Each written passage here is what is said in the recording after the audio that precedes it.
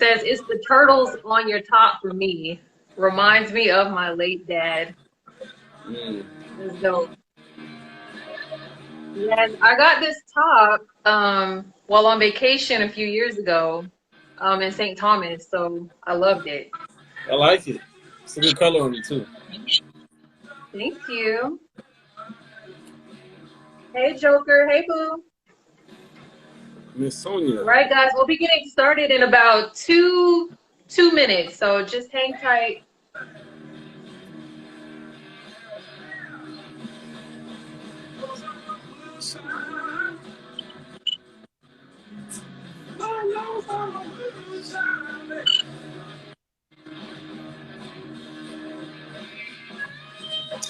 We have a friend in here, and she likes this song, so I'm gonna play it.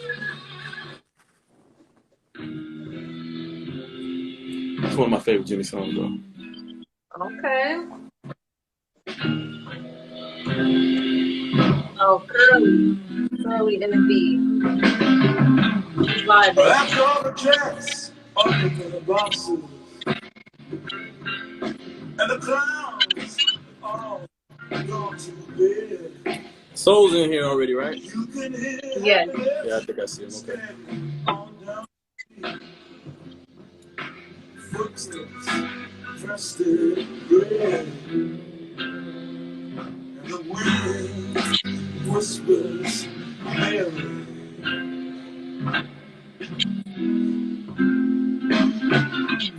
A broom is dreary. Thank you guys for joining. We're getting started in about 1 more minute. 60 seconds. Somewhere a queen is weeping. Somewhere a king has no wife. The wind it cries. Hey Lex. Abdul, I imagine you on a beach. Say it again.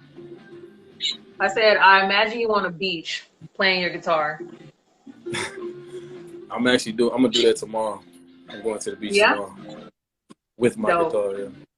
Going down. Do it. It's going down. See, I knew it. I felt the vibes. I knew it. You know what's funny is like I'm actually learning how to play this song on an acoustic, and I plan on playing it at the beach. So it's going down. I love it. Love it. Love it. Big D, what's happening, man?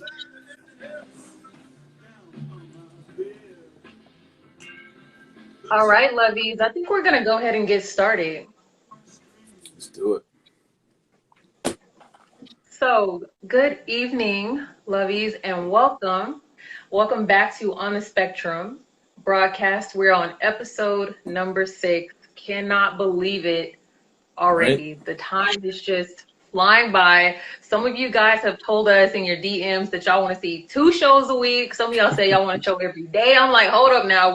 We got to make money too. Hold up. Unless you guys want to pay us on here, we'll do this all the time. Pay us. Right? I mean, come on now. Pass around the little donation basket. No, low-key, I was taking a quip at somebody else. Anyway, so we're going to get right into it, you guys.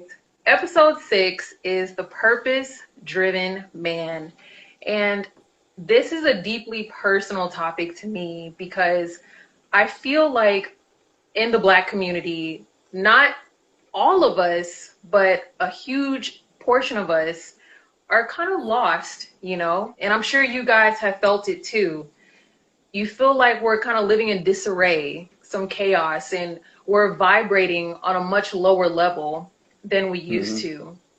Yeah. You know, our women are wanting to be the men want to be women. It's like who's taking care of whom, who's being kept, who's leading us forward.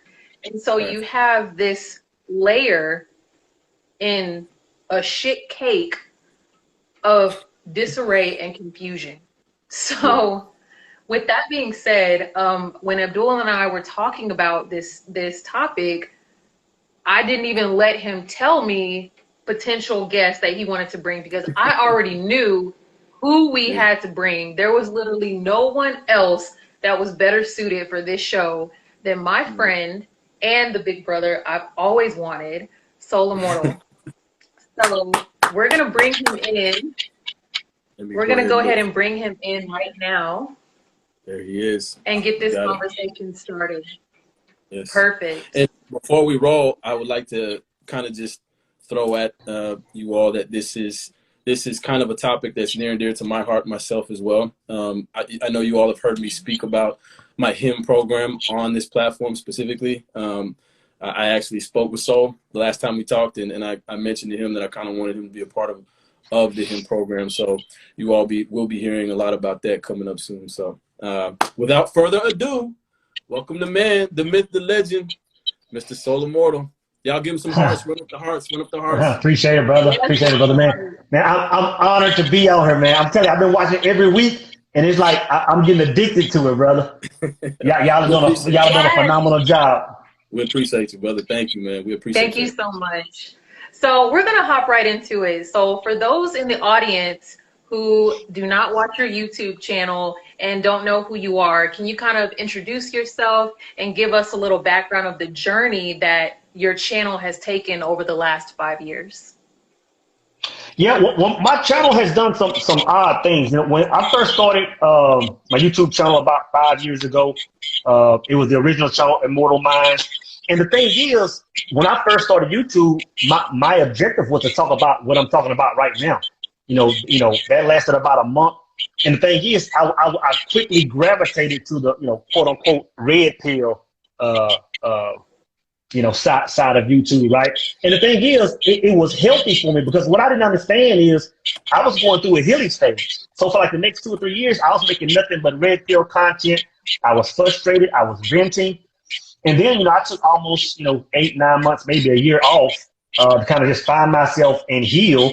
And that's when I came back and started the new channel, Immortal Mindz Conversation with Soul. And the reason I did that is because I was aware that my old audience, probably most of them wouldn't attach to my new message. So I wanted to give them a chance to come on over. And so the last year and a half, I guess coming on 2 years maybe, that's where I've been. I've been on the Conversation with Soul side.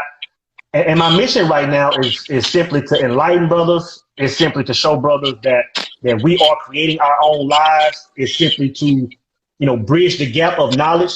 A lot of things that took me 40 years to learn, I should have learned at 20. So now my mission in life is to make sure the guys that are 20, 21, 25 are learning what I know now. So that's where I'm at right now. Beautiful. Beautiful. I love that. I love that. And so, on our broadcast, we do like to keep it predominantly about the Black community. So even though all of these questions relate to men and women of all races, my questions are targeted more towards our Black men. So over the last 20 years, we'll just stick with 20. What changes have you noticed about the physicality, the mentality, and just all that of our Black men?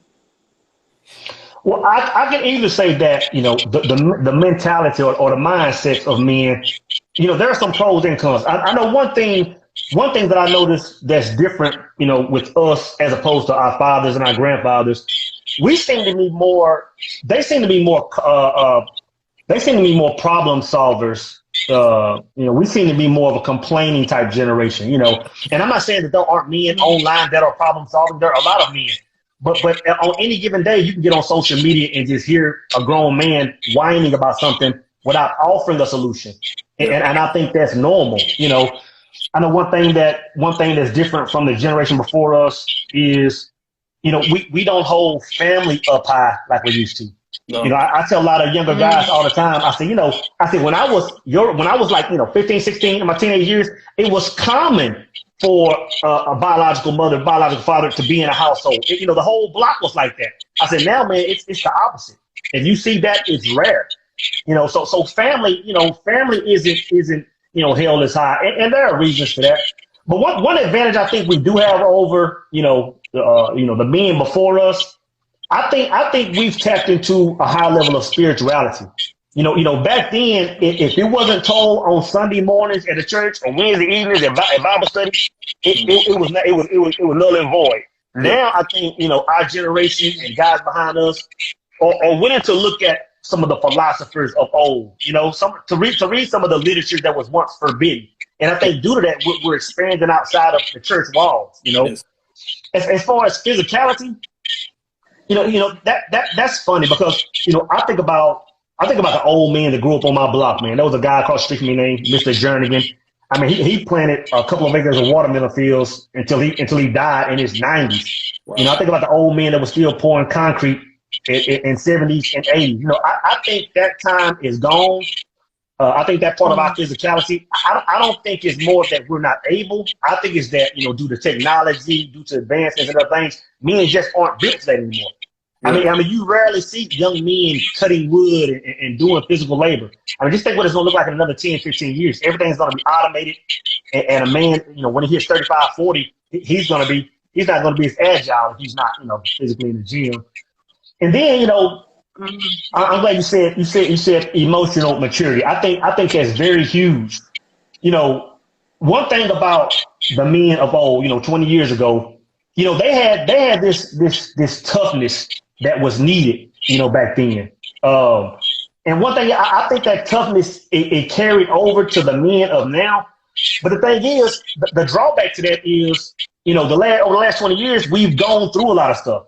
You see a lot of men that have been raised in single parent households. You know, you look back at what the movies and the music did in the 90s, and we're at a different place where that toughness now is working against us. Now I feel like men need to lower those walls so we can heal. Yes. You know, it's almost like now we're too tough to heal. You know, I think about, you know, what it's like growing up in a single parent household. And I'm telling you, even in the best of households with a single parent, even in the healthiest situation, there's going to be some toxicity coming out of that. And again, a lot of guys need to just learn to lower that wall a little bit so we can correct it and heal. You know, I'm in 100% agreement with you that I felt like, and I mentioned this before, that as men, our responsibility at one point was to be that knight in shining armor, to come and rescue our families, to take care of our households, you know, to be the one, a martyr at times, even to go lay our life on the line to die for our families.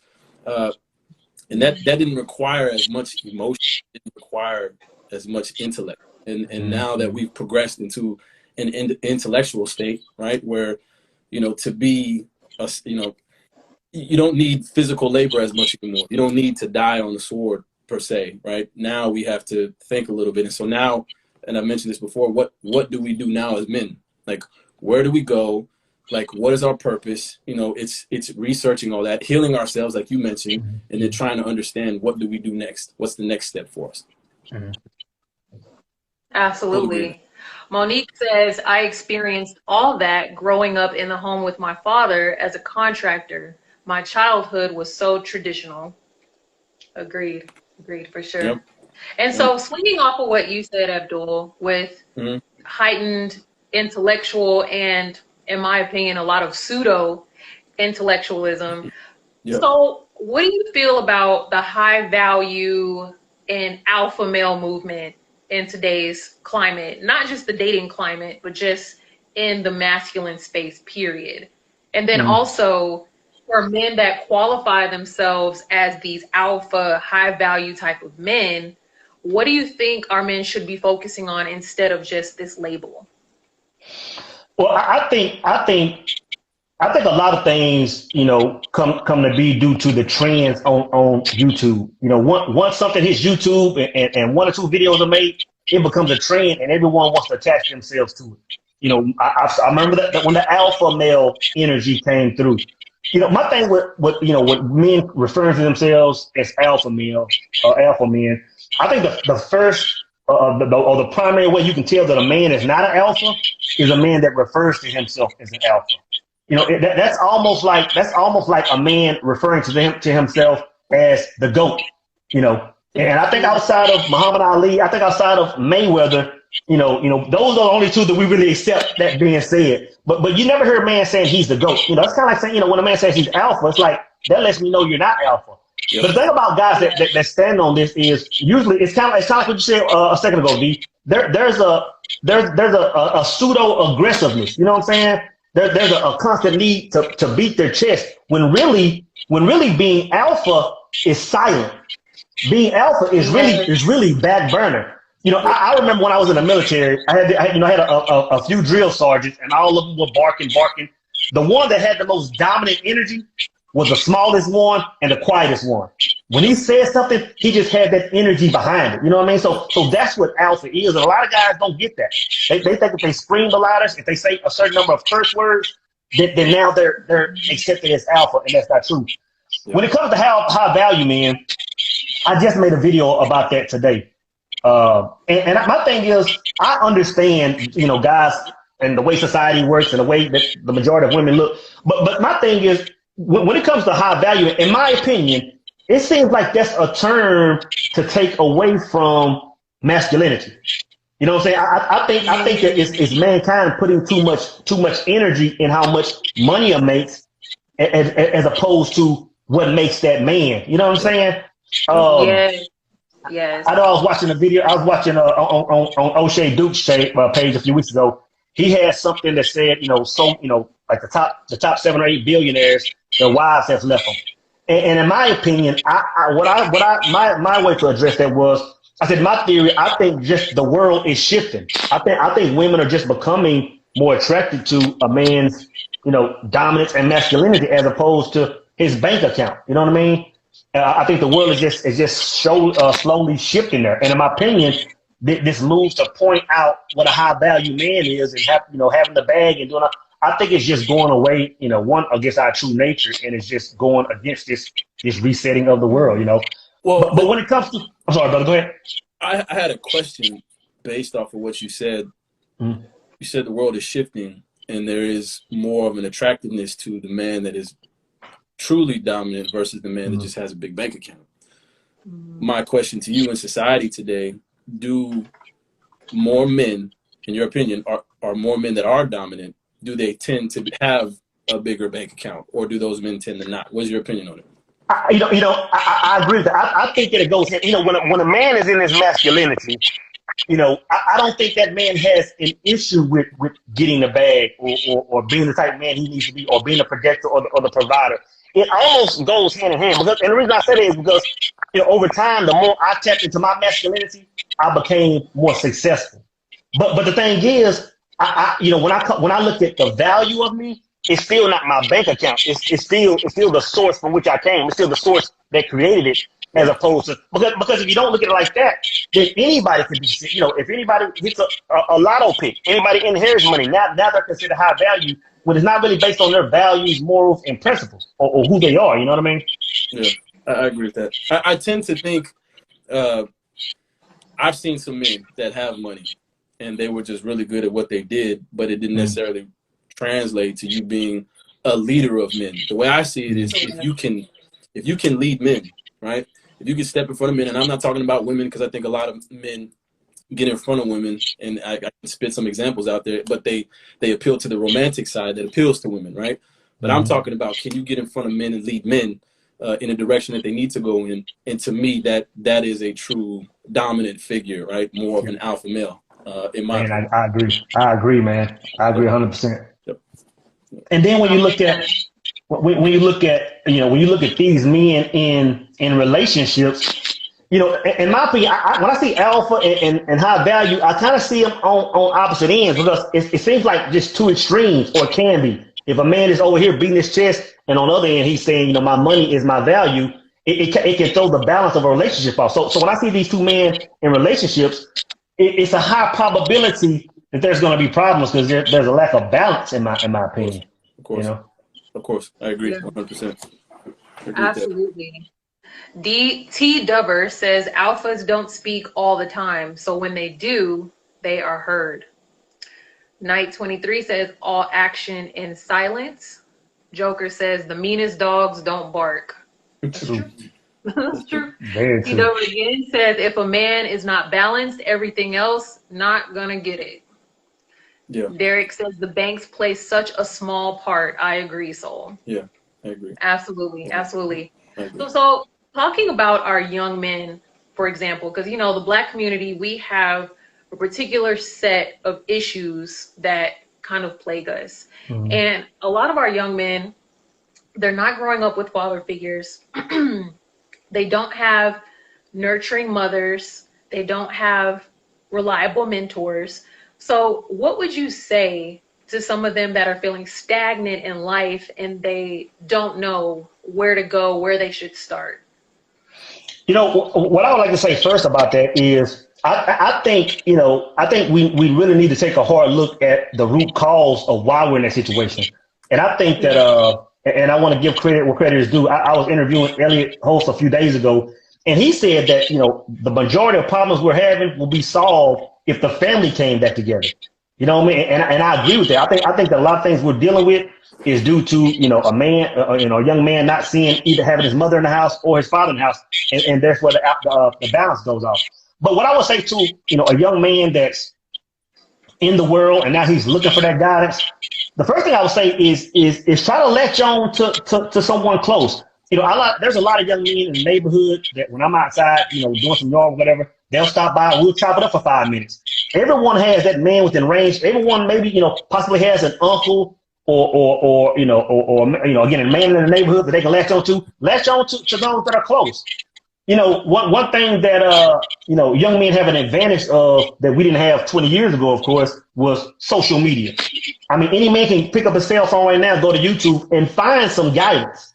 Right. The danger of that is, he's also going to be presented with the path that's going down the wrong way too. But again, he has access to social media. So men that are speaking knowledge, men that are trying to, show guidance, they're accessible. I know one thing that helped me out tremendously. I think I was around 23, 24, maybe 25. I dove heavy into the book of Proverbs. And I'm telling you, for a man without a father, Proverbs does numbers. My partner put me on to it, man. I read Proverbs from front to back, and it just changed me. That's why I learned about the Proverbs 5 woman. You know what I'm saying? Well, I never would have known about that dangerous woman that exists. So, I would say Proverbs. And last, I would definitely say just to go within. The silence by far is where the most information is going to be, where the most guidance is going to be. When I say the silence, I mean just learn, cut the television off, cut the radio off, cut the XM off, cut all this extra off, and just be able to sit still. Stay outside the club, maybe not date for a few weeks, few months, and just sit still in your own energy. And if you sit there long enough, you'll start hearing that voice. Your higher self will start talking to you. And it'll guide you. If nothing else, that's the best way to go. Right. I agree. I think that, we talked on our pre-show, and in like I think you mentioned, I think Vicky told me that you kind of took yourself on some journeys, right? Some maybe hiking into the mountains.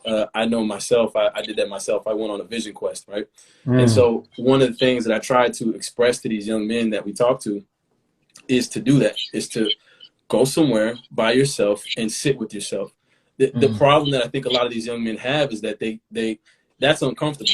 And then not just young men, I think young women have this problem too, but it is very uncomfortable at times if you've been so indulged in social media and TV and even in your own life and family structure, having to deal with your own demons at times can get a little uncomfortable. It's not easy, but if you can bear yourself, right, then you can hear yourself, and that self can lead you, like you mentioned. So I'm in 100% agreement with you. I had a question though. You said something about the Proverbs 5 woman. Can you explain that a little bit? Yeah. So there's a Proverbs 31 woman. It talks about the virtuous woman. About it just kind of goes through how this woman is going to be operating on a daily basis, how she'll be looked at in public, the whole spiel. Well, Proverbs 5 is the opposite of that, and that's kind of what I refer to when I say the 5 and 95%. I say the 5% is the virtuous woman, and the 95%, which is the majority, is a Proverbs 5 woman. And in Proverbs 5, I think 1 through 8, 1 through 16, maybe, it just talks about this woman. It talks about the trait of this woman. It says things like, this woman, her man will pretty much be off at work, be off at war or whatever, and she'll be inviting guys to her door, inviting guys over. And it says, by all means, never entertain this woman. It said this woman's path leads straight to death. You know what I mean? And when I read that several years ago. And I woke up, 2 years ago, 3 years ago, and realized that the previous 8-10 years of my life, I was living that. I could read Proverbs 5, and I was like, that's the life I've been living. I could literally feel myself, going to the depths of hell spiritually due to the relationship I was in. So that's when I put together The Beautiful Faces of Evil, and I broke that whole thing down, what it was like, going into the relationship and what it was like coming out of it, man. Yeah, yeah, I like that. That makes a lot of sense. We'll have to look into that. Yeah. I love that. It really is an amazing video. So I'll send you the I link appreciate it. after the show. Absolutely. So in one of your videos titled Success, How I Hacked Life's Code, you talked about the importance of suffering in order to elevate your mind to the next level. And you also talked about self-induced suffering. You spoke on semen retention, and you also spoke on fasting. Can you kind of dive more into that? Yeah, like when I think about my initial quote unquote transformation, I'm talking about when I going from birth to when I first said something is not right. You know what I mean?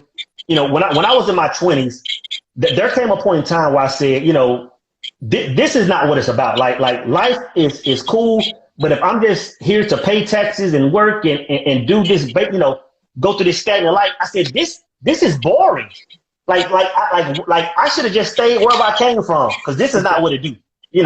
And I just prayed. I said, you know what? I said, God, if this is what it is, that just I don't even want to be here.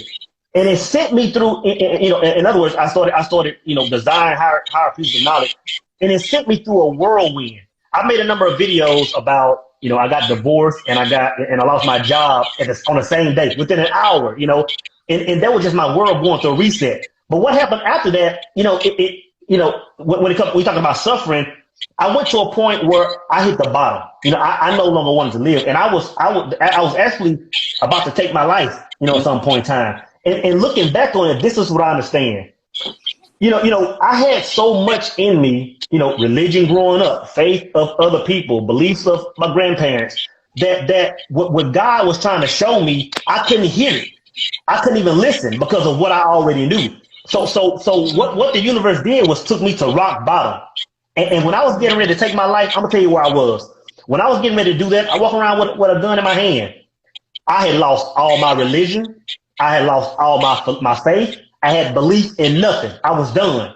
And that's where God was trying to get me. It was like, you know what, now that I got to hear, it's like, now you can hear me.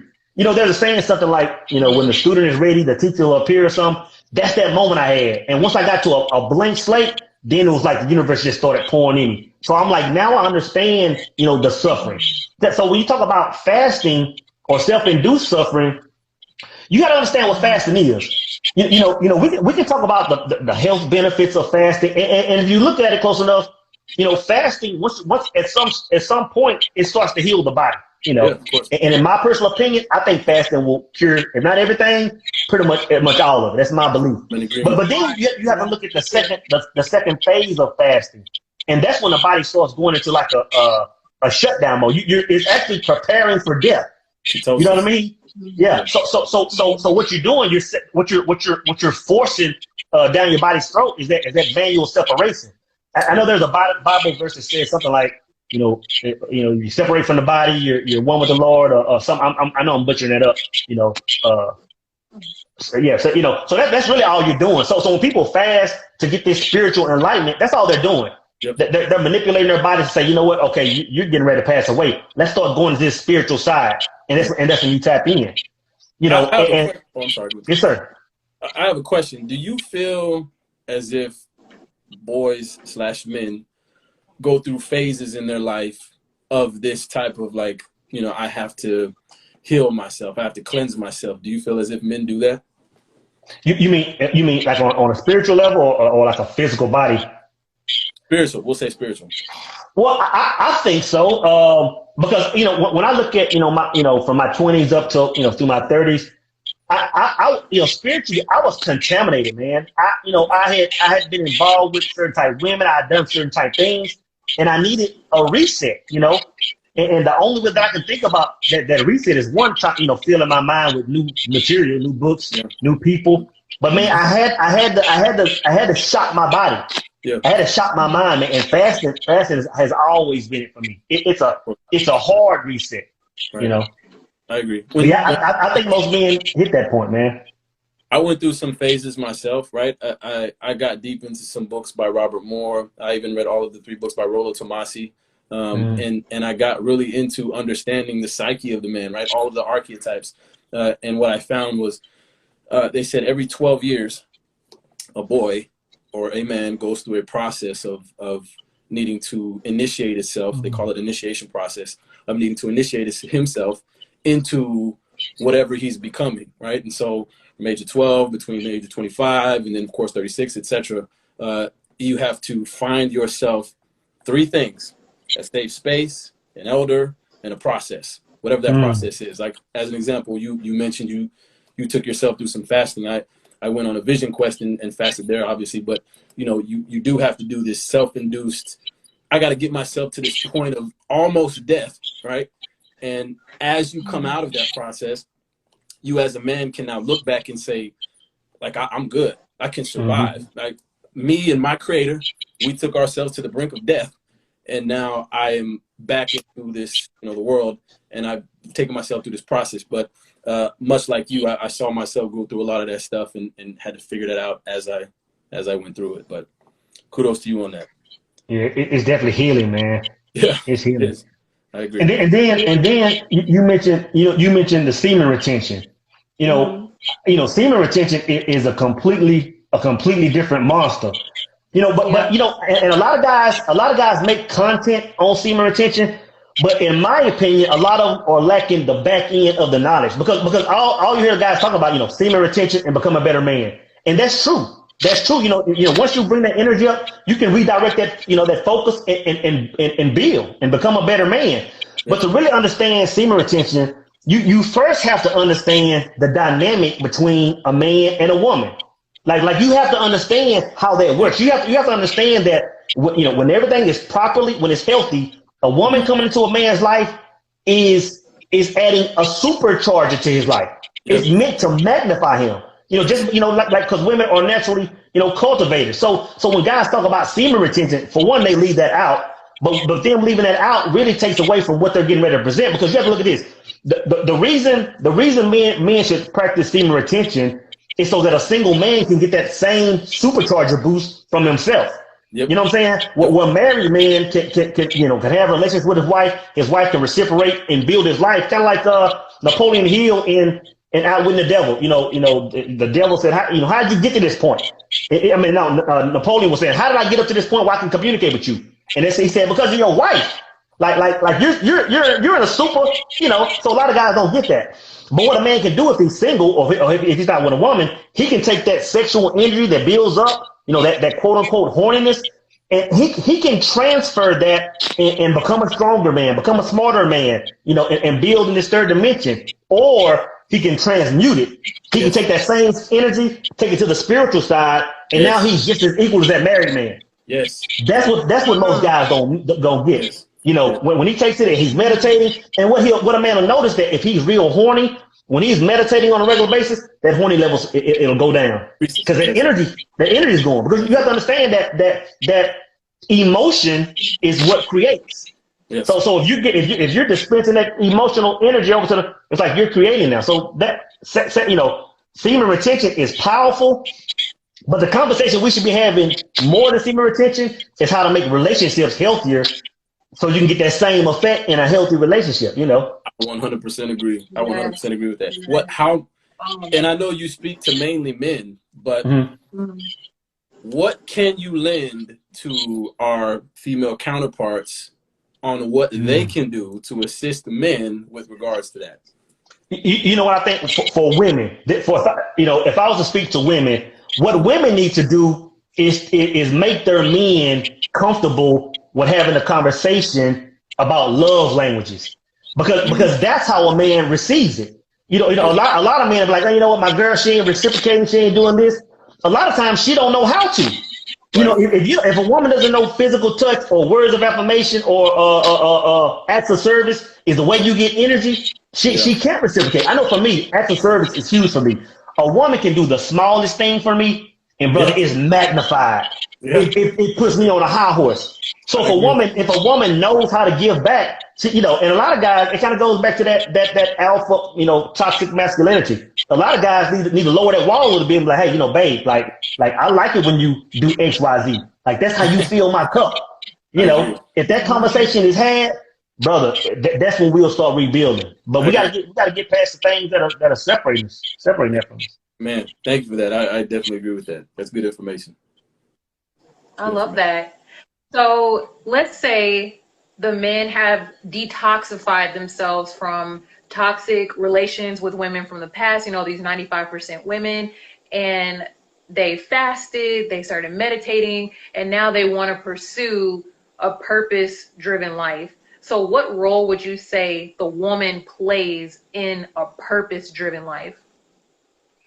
I'll be honest, and I'm almost embarrassed to say that I was over the age of 40 before I could even answer this question. And what I'll say is, if a man isn't purpose driven, or if he's not on his way to his goal, he really has no business even entertaining a woman. And I'll tell you why. But because if he isn't tied into his purpose, any woman that comes into his life is going to get on his nerves. And I'll tell you why. It's because even on a subconscious level, he's looking for that purpose. And the fact that he can't find it, a woman is just going to be a quote unquote distraction from him finding it. You know what I'm saying? So that's one of the main things. And then I would say, when it comes to how a woman can fit in a purpose-driven man's life, you have to understand that a woman she's not meant to come in and be a star player. She's coming in to be a helpmate. Yeah. So her filling that role as a helpmate is what a man needs, Yes. And I'm telling you, I went through a stage, a small number of years ago where I was like, you know what, I don't want a woman. Like a woman doesn't fit in my world, and that was my reality. But the thing is, I hadn't tied into my purpose yet. The moment I tied into my purpose, I'm telling you, this is what 2 years ago when I really identified what I was supposed to be doing or what I wanted to do. I instantly saw room for a woman. I instantly saw how she could fit in my life. And it's like, man, you know what? Now I understand. So now when we have the conversation about long-term commitments, about wives, it's like now I can participate in that conversation because now I understand how it's supposed to work. But before, I couldn't do that. I'm gonna tell you one thing that now that I understand as far as how a woman can fit. And this is something I really just learned. I'm a single father, right? I'm a single father. It's just me and my son. So what that does is it puts me in an energy where I have to find balance between the feminine and the masculine side because it's just me here. I have to balance. There's no way you can't go full stream one way if there's not nothing counterbalancing you. So what I noticed is when a very feminine woman comes in my life, without me even being aware of it, it puts me in a different energy. I interact different with society. I interact different with my son. And I was like, why is this? It's because she's gone to the other end. She's on the other end of that scale. So now I can go to the far right and be full masculine. Yes. So that's what I need from a woman. I need her to give me balance. Amen. It's like be my superpower. It's like I'm trying to go out there to my fullest potential. Go to the other end so we can balance this thing out. Right. So that's one thing I need from my wife. That a woman in my life is that feminine energy, if nothing else, Well, I want to say this, and this is something that I do try to tell my young men. You hit a great point, but what you said before was big, and I'll quote the Bible just because I know people reference it a lot when speaking about Adam. The first thing God gave Adam, I ask that often when I talk to young boys or even young women. I say, what was the first thing God gave Adam? They usually say Eve, right? Mm-hmm. But that's not true. The first thing that God gave Adam was work. They gave him work. And so, he said to till the garden, you take care of this land. And then he provided Eve. And so to say all that, men need to find their purpose. What am I doing? What am I here for, right? I'm on social media a lot. And what I listen to is young men talk about how to please a woman, how to take care of a woman, and it irritates me because that's not your purpose. You're not here, no disrespect to the women who feel this way, but you're not here to take care of a woman. You're here to accomplish something. And whatever it is you're here to accomplish, then you're given the responsibility of a woman to take on so she can assist you in that, right? Not that women don't have a purpose themselves, Mm-hmm. but it just tends to align that way. When a man has a purpose, a woman can assist him in that. Everything works better, which goes to back to your point of family. If we can get back to family, we can find our way back. I agree. It's weird you say that, because it sounds funny to say that, hey, a man should be focused on his purpose. He shouldn't be thinking about it. It sounds offensive. It could be offensive to some, but when you think about the far majority of women, if not all women, think about the women that have men that are focused on them. They're so turned off. Back in my, I call it blue pill stages, when I was dating and I had no purpose. I could tell that women wasn't feeling me as much, and I was like, why is this? Like television taught me to bring you flowers every 5 seconds. It taught me to do all these things, and I was like, why aren't you liking this? Right. And when I said, you know what, man, I'm tired of trying. I'm going to do my own thing and focus on my goals. As soon as I did that, all those women just rushed in, and I was like, what is that? That's what a woman wants. If she can't spend but so much time with you because you're on that grind, brother, she's good. I agree. She's good. She's good, man. I agree. The nature, and you said it. The nature of a woman is to improve whatever it is you have. You give her a house, she'll give you a home. You give her semen, she'll give you life. Like, she's a multiplier. She will take all these things and give you more. If you don't have anything to give her, you doing? Yeah. You don't need that responsibility. Now she has no purpose. Now both of y'all are sitting there miserable, Exactly. It's crazy. Or you're pushing her to step into a more masculine space that's not even natural for her, trying to lead the household. And now we can see what these kind of relationships are looking like. Yes. You've got these quiet, meek men cowering behind the woman, which to me is just mean. Well, but we're seeing it more and more. I will also say this, right? And this is kind of to the women, also to the men, but a purpose is not just to get money, right? That's not what we're talking about when we say purpose, right? When we say purpose, it's what are you attempting to accomplish that you can leave behind on this planet for your children, if that's what you decide to have, right? Are you leaving honor? Are you leaving intellect? Are you leaving that behind for your children to carry on long after you're gone? I agree with that. The thing is, for me, purpose is exactly what you said. Purpose is not to get money. Money is a byproduct of finding purpose. And for the longest, I had it backwards, man. I was chasing the bag, working 10 times as hard. But when I noticed that, when I got to the point where I said, you know what, I just want to chase what I am and be more of what I am and expand as a man. Brother, there's a level of peace that I never even knew existed. And once I tapped into that, when I thought that, hey, you know what, this type, me tapping into this, my purpose won't give me a lifestyle. Whether you be a mate, anything you tie into, anything you connect the source with and you pour into, brother, it'll provide whatever you want it to provide, man. I agree 100%. I'm in agreement. I agree. I love that. You guys, the chat is blowing up. So everyone loves you. They're saying you dropping mad gems. So this is great. Thank you, everyone who's commenting in the chat. And so leading into one of our last questions here, let's say the man is trying to pursue his purpose. He's trying to broaden his horizon, read some books. I would love to touch on one of my favorite books that you've mentioned on your channel, which is Outwitting the Devil by Napoleon Hill. So if you could kind of give us a synopsis of that book and what makes it so powerful and why you think our men should read it.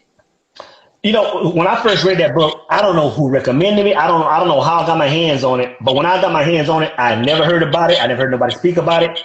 And after reading it, the first, hour or so, I had to sit it down. Because when you get to, the book is broken down. There's a small part about Napoleon talking about his life. It's powerful. But then it goes to the interview with the devil. When I got to the interview with the devil, I had to sit it down. It was that heavy. The gems were that, that powerful. And I had to just soak on it like, am I understanding what I'm reading? But the thing about Outwitting the Devil, it's hard to even explain the angle it comes from. It opened so many doors. One thing that stood out was purpose.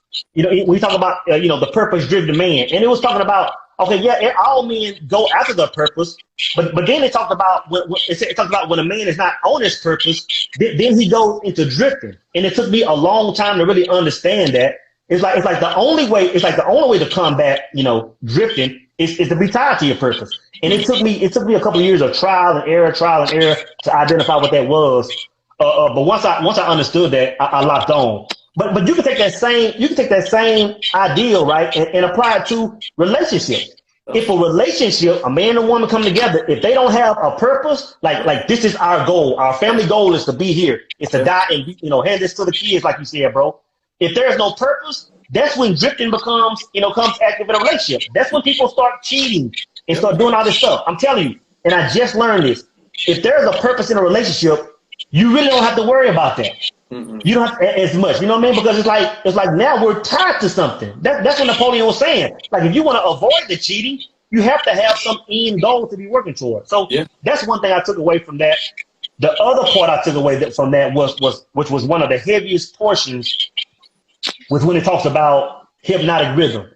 And when it talks about hypnotic rhythm, I read that for like a year, and I was like, I get what it's saying. It was like, if a man does something, for a period of time, he making back away from that thing.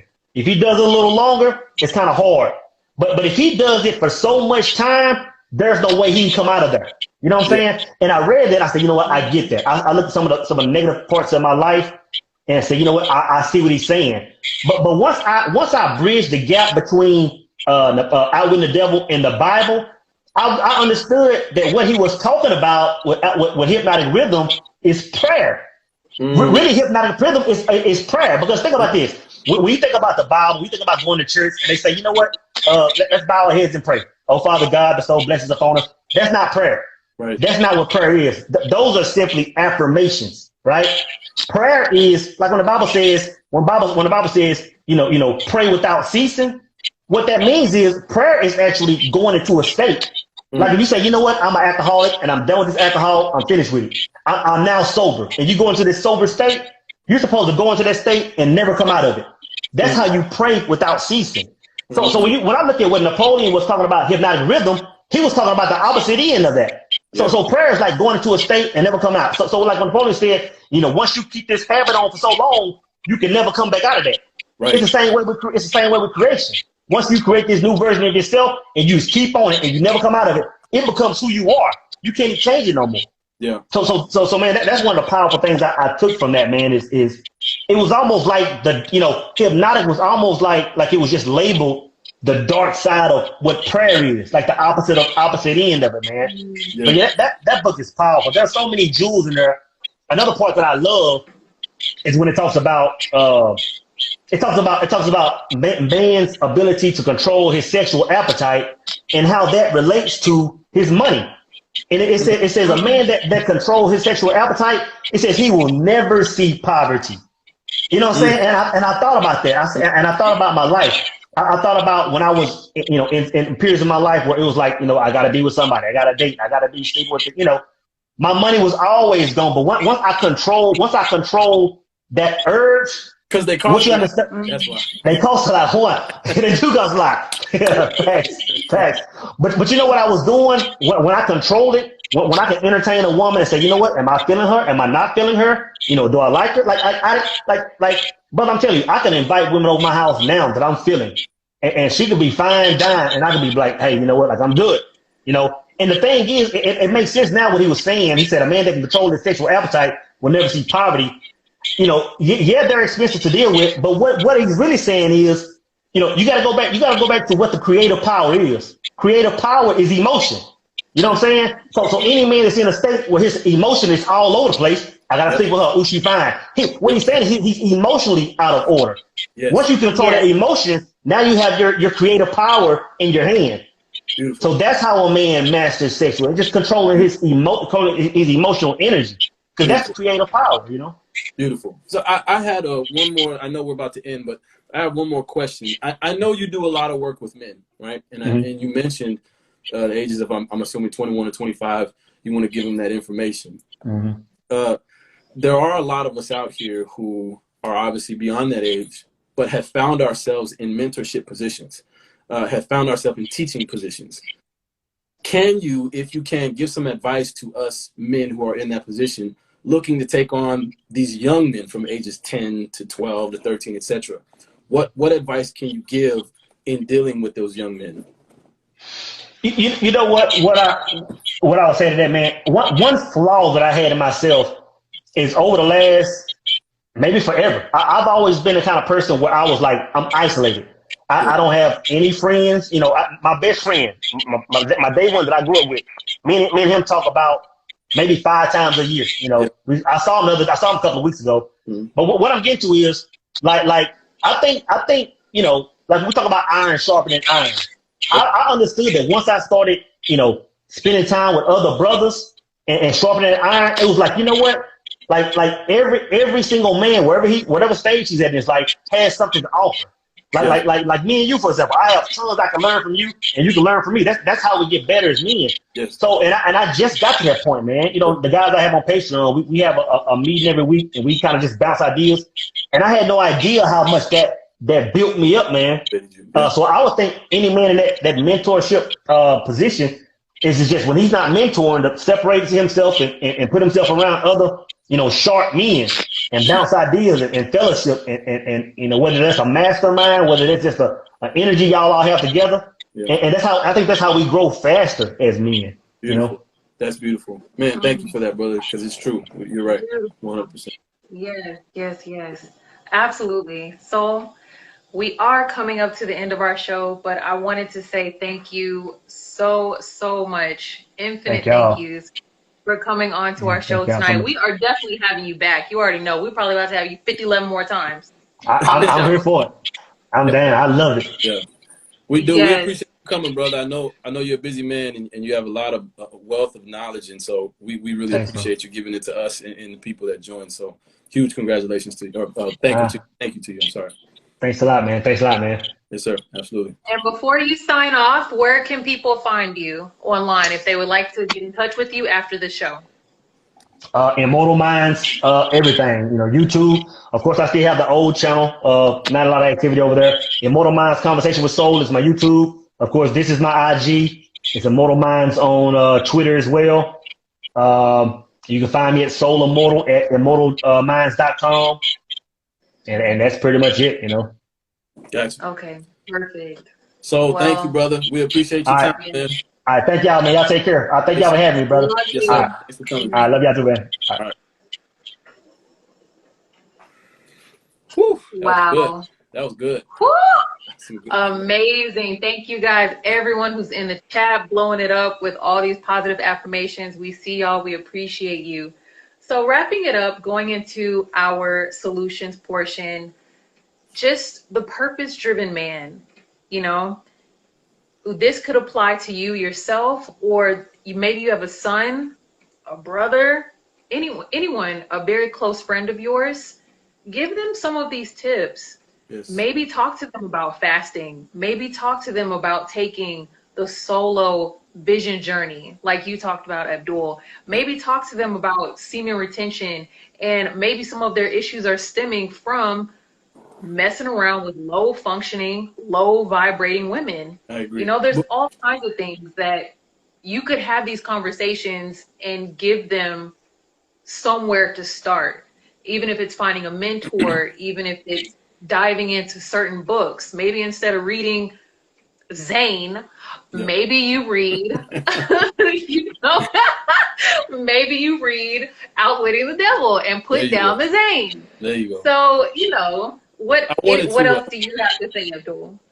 Before we left, I wanted to ensure that I gave the men out there and even the women that are looking to date men 3 points, 3 words, and I wanted to give some definitions to those. The first one is honor. Every man needs a set of codes to live by. Honor for your name, where you came from, your lineage, or whatever you attach yourself to. You must be present, and it must be present in all that you do. The second one is intellect. A man must master the art of thinking, knowing, and understanding. He must educate himself about as much as he can. The last thing is masculinity. He must embody what it means to be masculine. He accepts his aggression, his physical nature, his body, and he must be able to withstand whatever is required of him to protect, provide, create. and he has to master his own physical body in every realm. So with those 3 points, I wanted to leave that to the men out there, and even the women that are looking for men. Make sure they embody these 3 words. Absolutely. Absolutely. Well, you guys, that concludes episode 6 of On the Spectrum, talking about the purpose-driven man. Yep. Please be tuned next week. Same bat time, same bat channel. Y'all drop some hearts if y'all want me and Abdul to do the next show together, because I'm going to be in Houston. Okay. She's going to be here. So we might do it together. Yes. Welcome back to Houston, Vicky. Welcome back.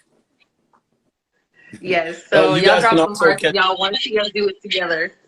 Absolutely. You guys can catch the replay on my channel. Please like, share, comment, all that good stuff. We would like to share this information with as many people as possible. So appreciate you guys for coming.